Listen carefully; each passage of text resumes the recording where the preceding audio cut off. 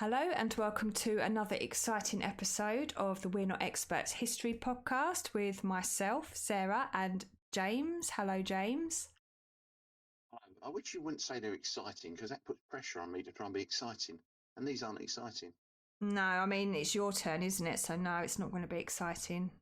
For me, anyway. Not. Maybe for you, because it's kind of your thing, but maybe for the listener. Sleepy. Yeah, I'm already feeling sleepy. I haven't even started. Oh, we could label it as a sleep podcast. You know, insomnia relief.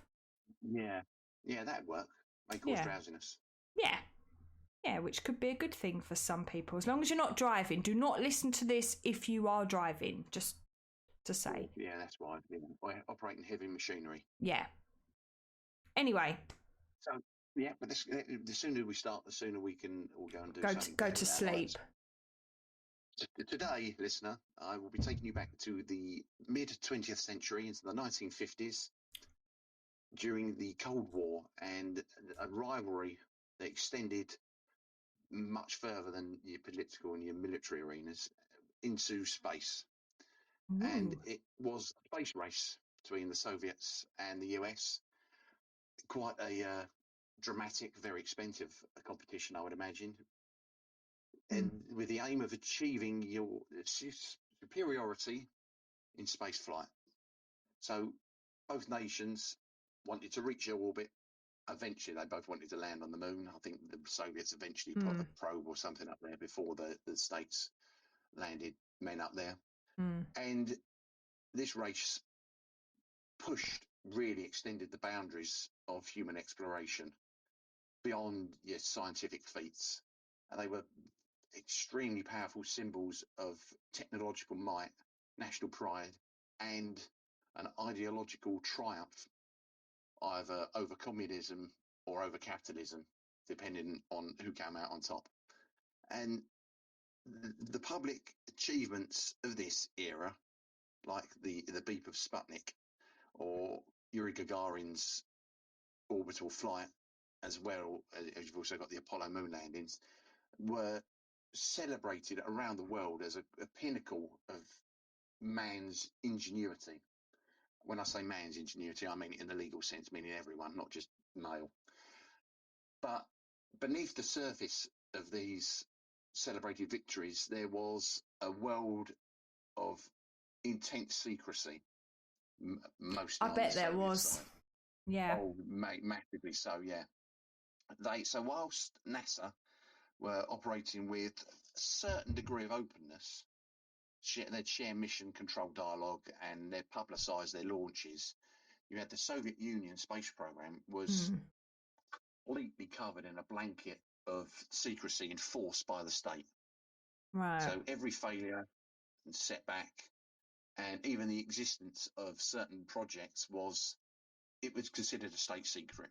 How are they going to improve if they don't discuss these things? Honestly, it doesn't work like that's not how they see it. No. Even now, I don't. I don't think they do. But yeah, we won't go into that. No, that's very, very political. But the disasters, when they're disasters, they weren't acknowledged.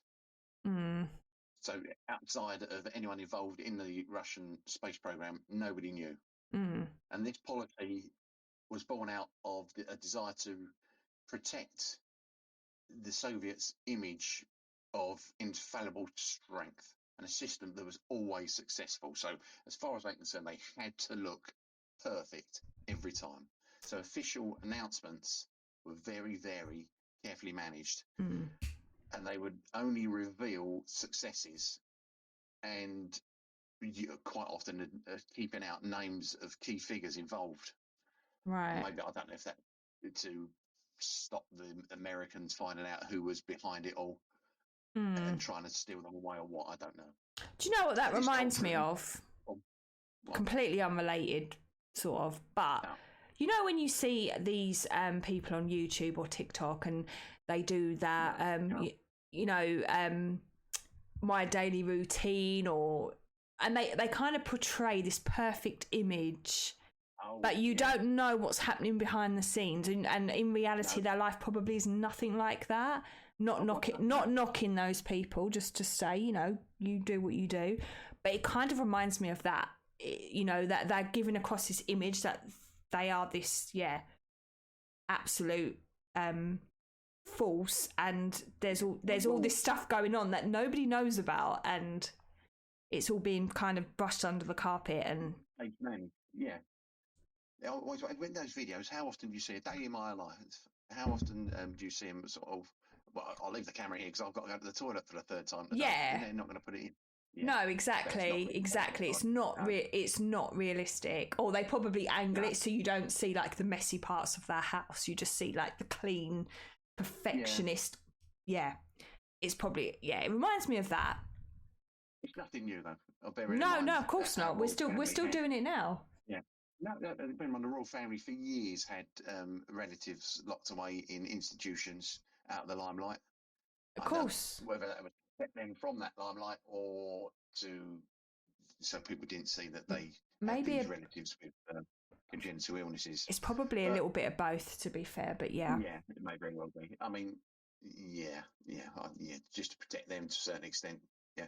And so, but this was the same sort of state-managed culture of information control that meant the world and the people within the Soviet Union only saw the triumphs, never the failures, which it sounds like Russia still does today. You still have that state-controlled media. So they're only feeding what they want to the people. And it was a stark contrast in transparency, which created a void of information.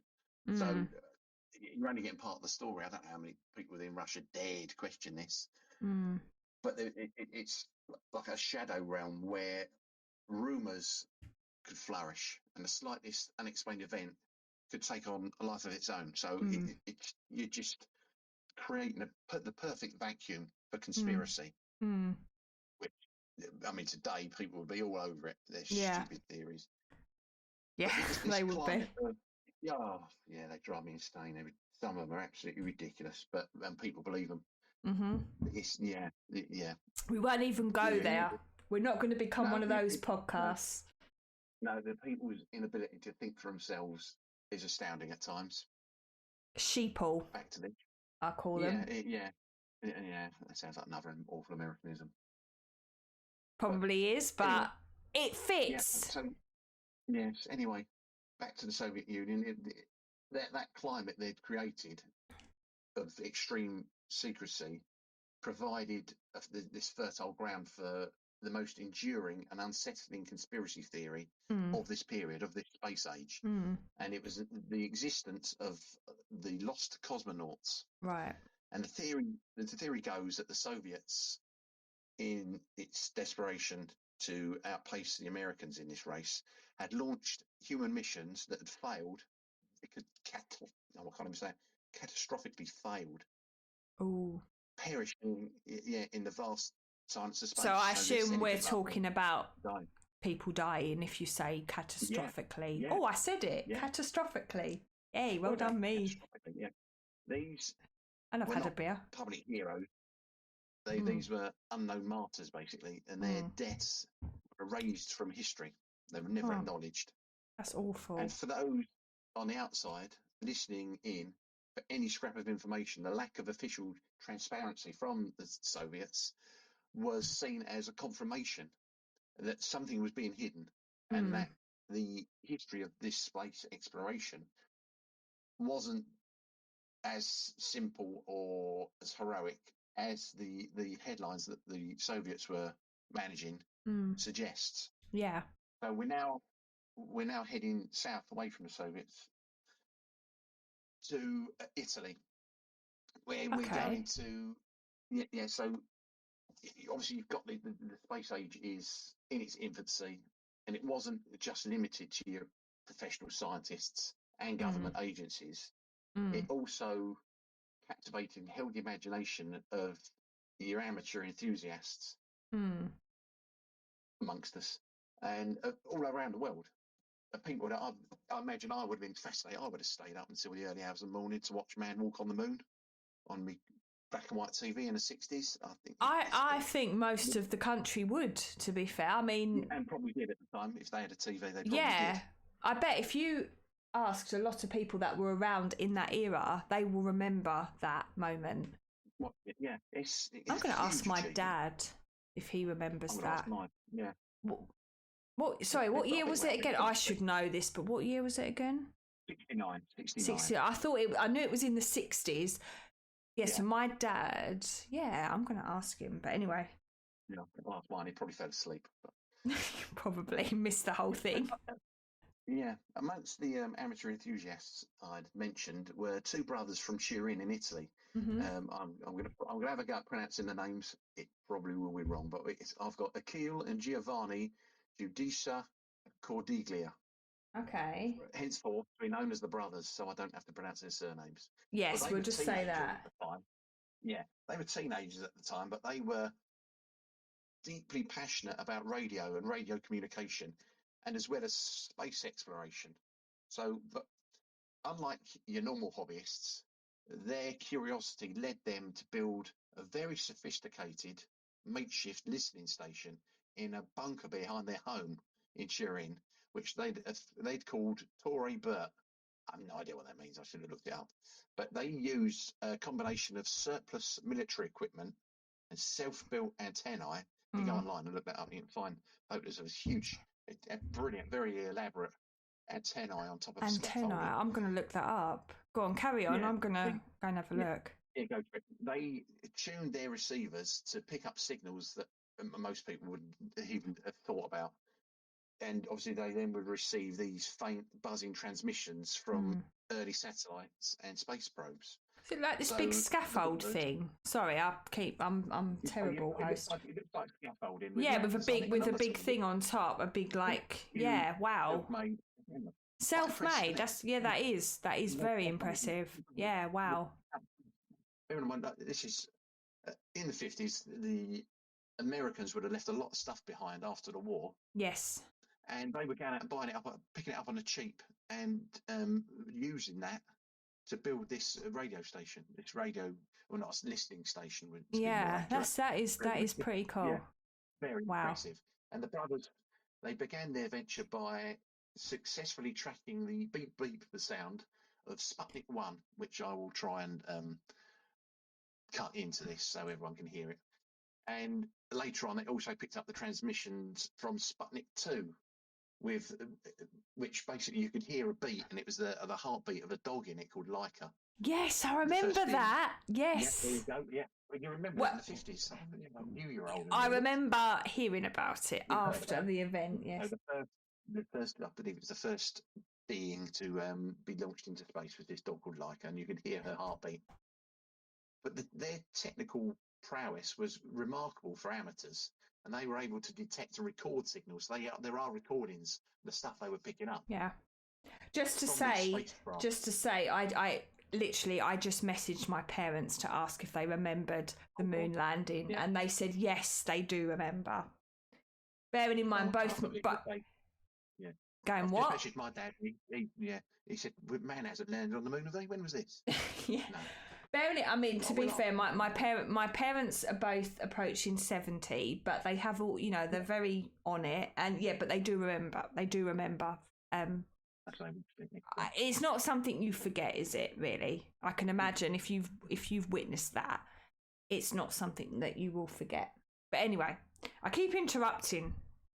I apologise. I will do it again, guaranteed. Yeah. I'll make a note to interrupt yours more often from now on. You always do. I try to, just to pick it up for the listener. Anyway, back to these brothers who will remain nameless from now on. The brothers. Their technical prowess as amateurs is amazing, and they could, as I said, they were recording what they were listening to as well, so they still exist. Oh right. And they were. This is stuff people would have heard about, but wouldn't have been listening into. I don't know whether you could have picked this up on a normal radio or not. I have no idea. But they meticulously logged their work as well, and they documented times and the technical details of the signals they were listening to, and their success in intercepting these official Soviet missions is very well documented. and they were praised by local media. They were making the local media, newspapers. There was a local radio station would talk to them about anything that was going on. So they were the experts.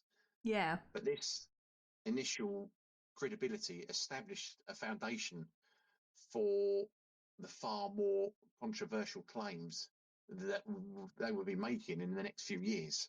Yeah. So as this space race intensifies, so does their efforts. And they become convinced that the Soviet announcements were only telling part of the story. Mm.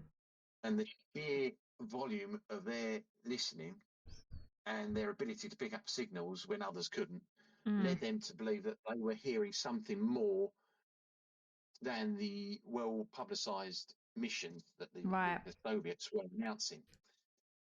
In what they claimed were a series of intercepts, they began to record what sounded like desperate pleas and final moments of cosmonauts lost in space. And the transmissions were Oh. fragmented, often distorted, but the voices were definitely human. You couldn't mistake it for anything other than a human voice. Oh. As I said again, if you go online, go onto YouTube, look up Lost Cosmonauts. I don't know if I want to hear it. I don't know if I want to hear that, because that's Really, horrible. yeah. But these were not the triumphant,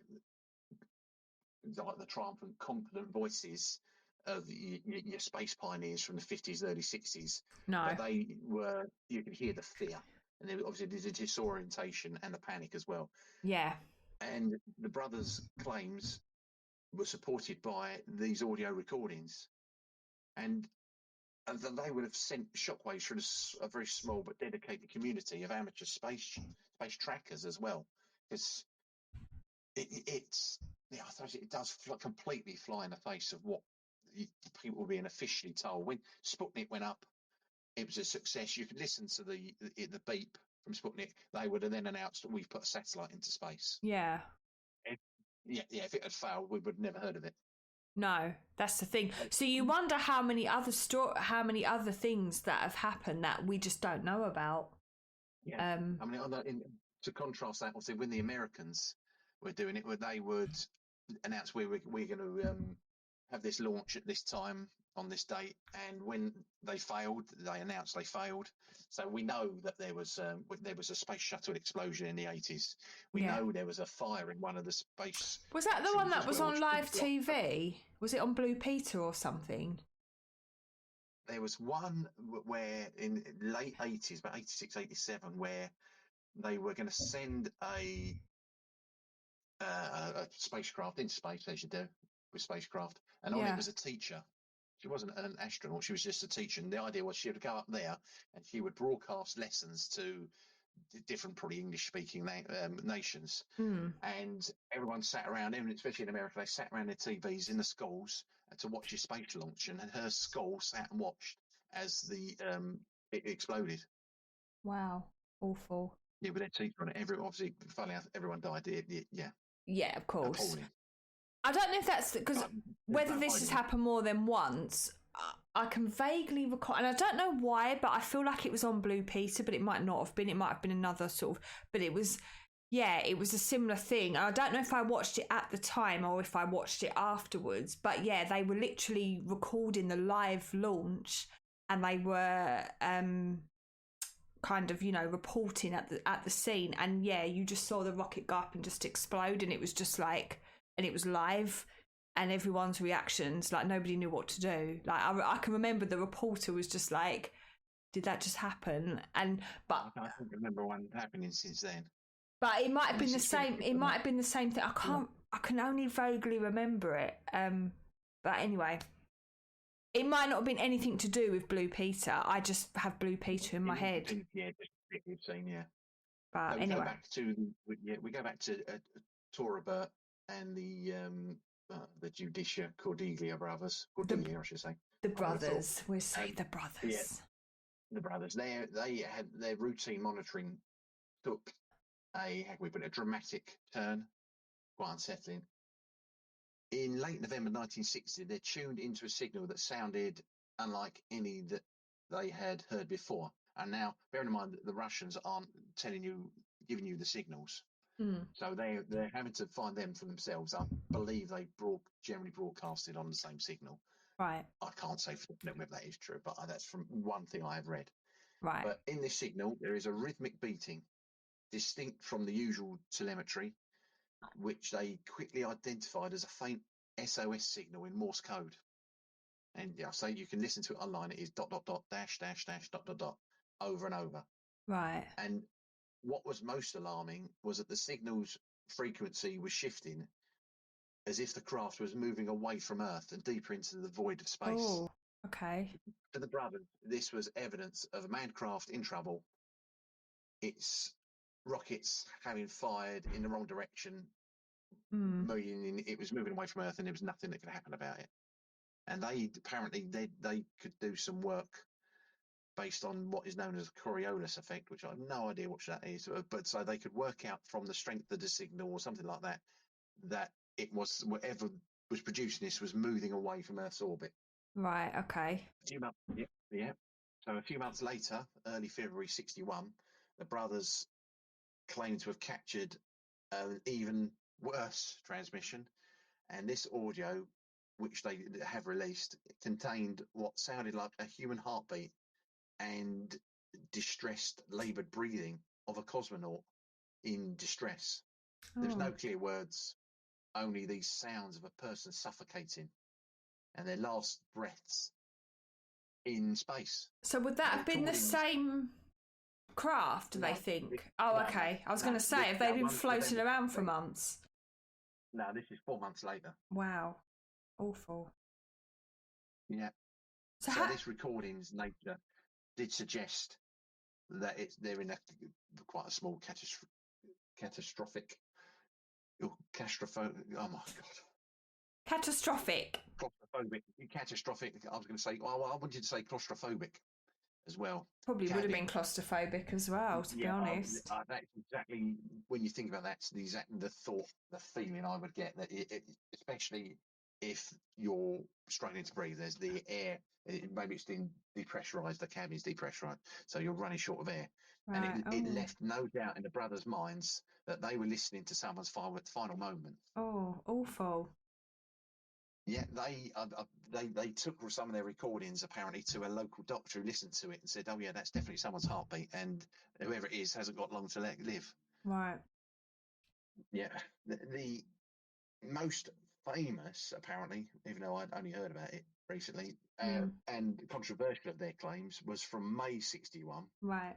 A few months later. This is just a month after Yuri Gagarin's become the first man in space. And the brothers alleged they'd recorded the final moments of a female cosmonaut. Female? And they're recording a female cosmonaut. Oh, okay. And this recording contains a panicked voice, speaking in Russian, funny enough, describing her craft burning up on re-entry. And in this, there's a series of quite frantic and desperate phrases, and she allegedly screams, I am hot, fire in the cabin, I'm not coming back." And I said, go online, you can listen to it. If you speak Russian, all the better for you. And this transmission, no, I can't either, so I've got to take their word for it. Yeah. This transmission just cut off abruptly, leaving this chilling implication that she died on re-entry back into the Earth's atmosphere. And the timing of this alleged tragedy preceded Valentina Tereshkova's historic flight as the first woman in space by 2 years, which makes it that little bit more sensational. This one, 63, she was the first woman in space. But she didn't come back, so they kept it quiet. This is Valentina Tereshkova was officially the first woman in space, 1963. Yeah. That's what the Russians are saying. But if what the brothers are saying is true, she wasn't. No. Because the other one failed, that they're now claiming she's the first one. So over the next few years, the brothers continued to make similar, equally shocking claims. And they'd alleged that they'd recorded transmissions from other missions that went wrong. They included, there was a 2-person crew that pleaded. And they said, the conditions growing worse. Why don't you answer? Remember us to the motherland.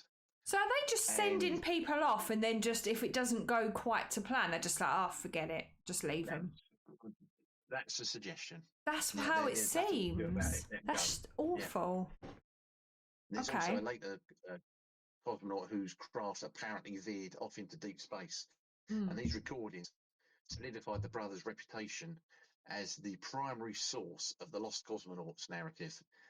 And it presented a hidden history of space exploration that stood out in very, very stark contrast to the official triumphant accounts from the Soviet Union. Mm. Yeah, so while they were recording and offering a compelling, quite tragic narrative, I think we can say, they had been met with decades of skepticism Mm. as well as rigorous analysis by space historians as well as engineers. The core of the argument against their authenticity usually centers around the technical and linguistic inconsistencies, which do cast quite a doubt on their claims. Yeah. So one of the main technical issues, one of the main issues on the technical side, identified it's around the quality of the transmissions themselves, because experts note that the raw signals, whilst they do sound human, they lacked that telltale telemetry tones and data streams that used to come with the authentic Soviet radio traffic, which Right. suggests that this wasn't a spacecraft. You've also there's no known Soviet spacecraft or launch vehicles from that period that with the actual trajectories or missions that others had described. Right. Yeah, it's suspicious.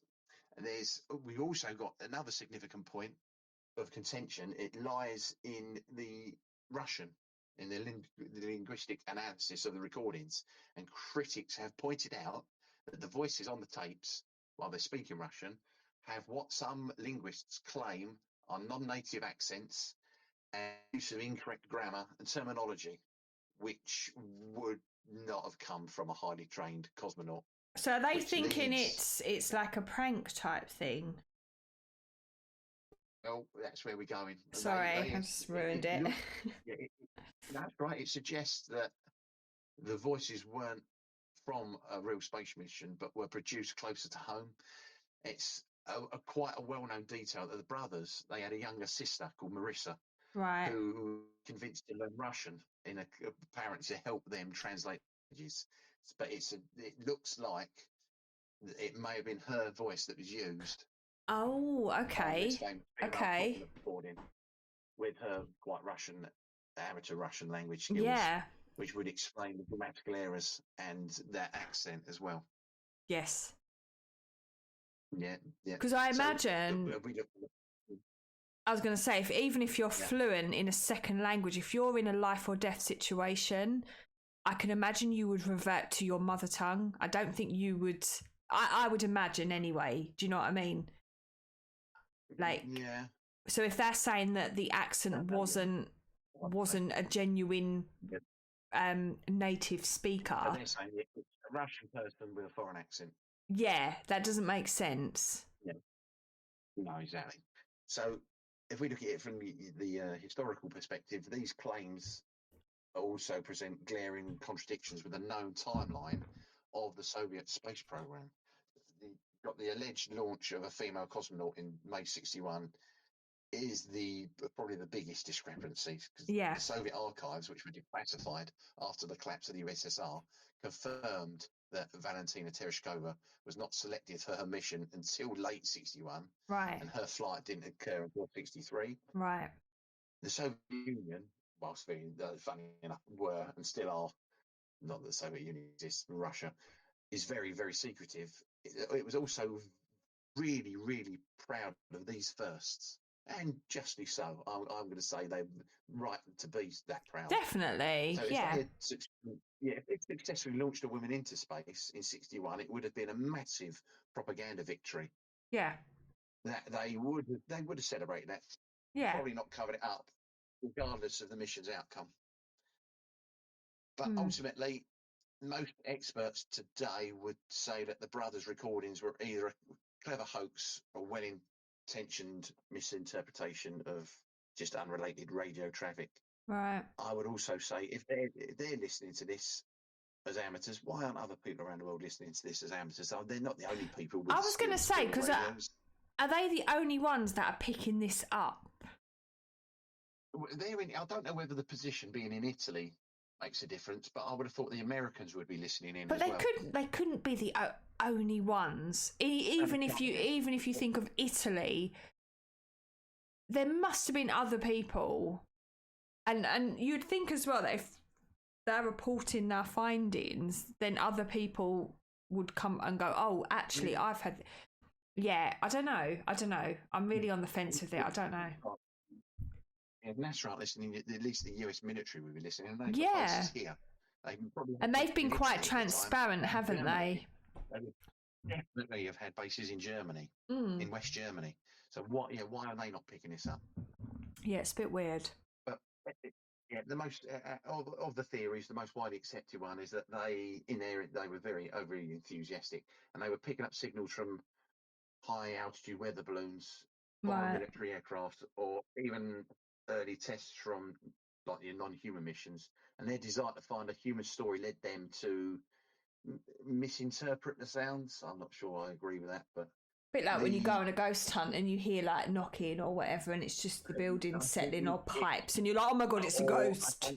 I wonder if it's like a ghost hunt. They found what they were made sure they found what they were looking for. Yeah, exactly the same thing. They went into it looking for something, and they made sure that they made sure they got it. Yeah. But the quality of this story, the fact it's still, I'd only heard about it this week, but there's plenty about it online. Yeah. And I found a website from 1996 which was talking about this. So it's nothing new sharing this story. It speaks less to the factual basis and more to the atmosphere of that Cold War paranoia, and as well as your general human fascination with wanting to know the truth. Yeah. Which is why I always say it's why mystery always so compelling, because we want to know the answer, no matter how disappointing it would be. Yeah.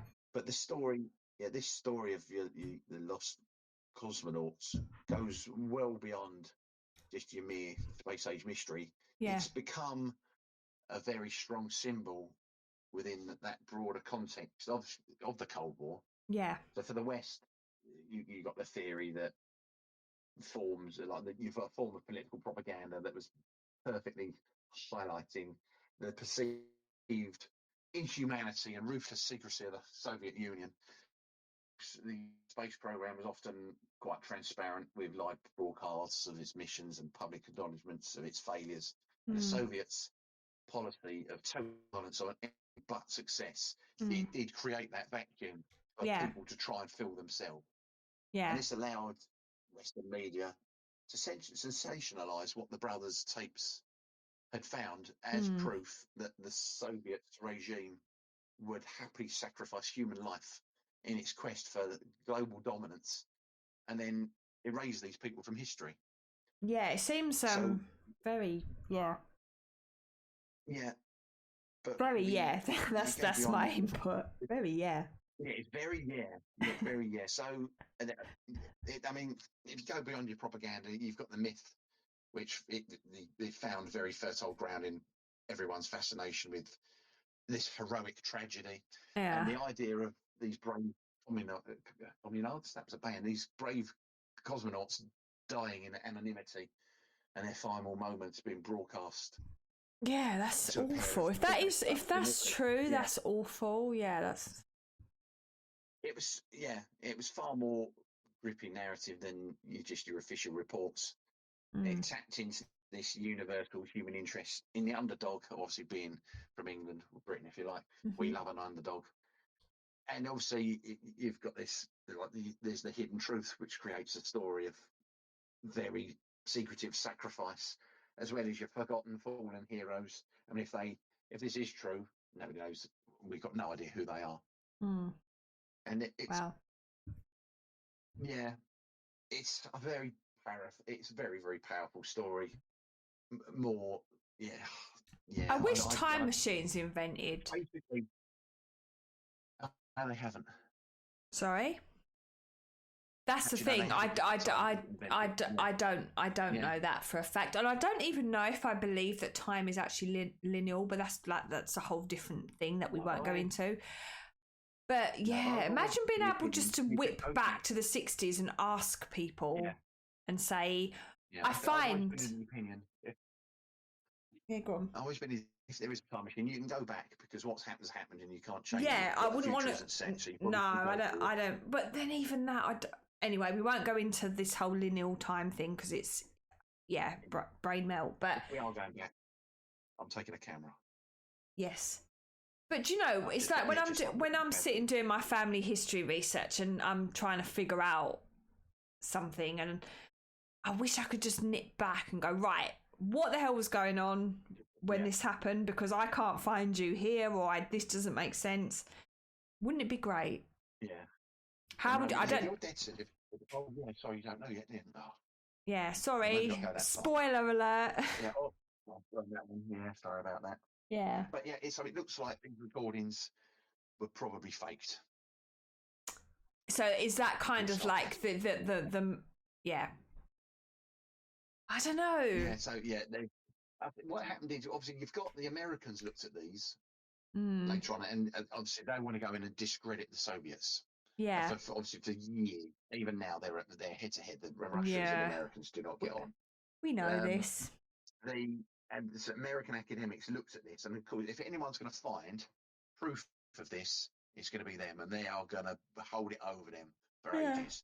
And they couldn't find anything to back this up. There was no launches, nothing to support these stories. So it does look like they were. I can't say for definite, but it would appear that they were fake. They're hoaxes. I wonder if so.